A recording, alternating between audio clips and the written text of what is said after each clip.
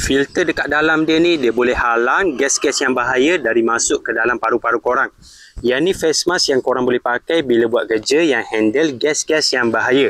Contohnya korang buat kerja fogging nyamuk, korang buat kerja mengecat guna spray gun, korang handle kemikal-kemikal yang berbau kuat, dan korang buat kerja meracun pokok, meracun rumput semua.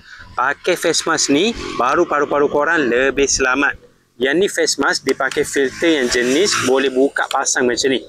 Filter dia ni korang boleh ganti banyak kali tau. Filter dia ni boleh ganti dengan kerap. Sebab kalau korang pakai lama, filter dia ni tak dapat kerja dengan baik dah.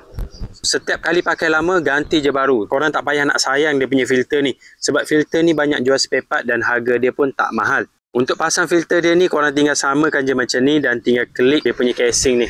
Dia ada lock bahagian atas dan bahagian kiri kanan. Dia boleh lekat dengan cantik dan lock dengan cantik. Bahagian filter dia ni korang boleh pisahkan dan asingkan dengan body utama ni. Bila boleh pisah macam ni, baru mudah untuk korang servis, bersihkan filter dia ni. Buka bahagian sini dan boleh akses dengan mudah. Untuk pasang, korang tinggal tampal je macam ni.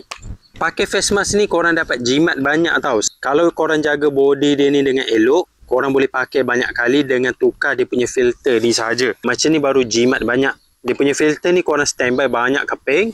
Dia punya body ni korang pakai sekali saja dan korang kena kerap servis untuk bagi dia lebih tahan lama. Dan face mask ni pula nak pakai memang selesa sebab dia punya mounting ni dia support bahagian atas dan bahagian bawah.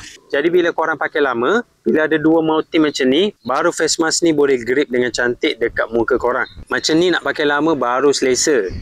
Tambah pula dia punya getah ni yang jenis getah lembut, getah yang boleh ikut bentuk muka korang. Jadi bila pakai lama, dia akan grip dengan cantik, dia akan lekat dekat bentuk muka korang. Dan risiko untuk udara leaking dekat bahagian kiri kanan ni kurang sebab getah dia ni lembut. Jenis universal pula. Untuk kepala kecil, kepala besar pun boleh pakai.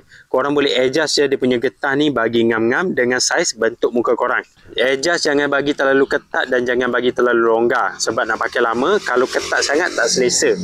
Setiap kali udara yang korang sedut, udara tu akan tapis dulu dekat bahagian sini. Jadi udara yang korang sedut akan lebih bersih daripada gas-gas yang bahaya.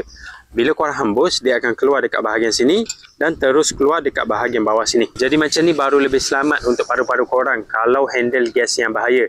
Jadi kalau korang nak cari face mask yang sesuai untuk pakai bila handle gas yang bahaya, untuk buat kerja meracun pokok, meracun rumput, buat kerja mengecat guna spray gun atau buat kerja fogging nyamuk, pakai je filter macam ni. Filter ni pula jimat, boleh pakai banyak kali. Filter dia ni boleh tukar banyak kali. Korang boleh cek face mask ni dekat link video.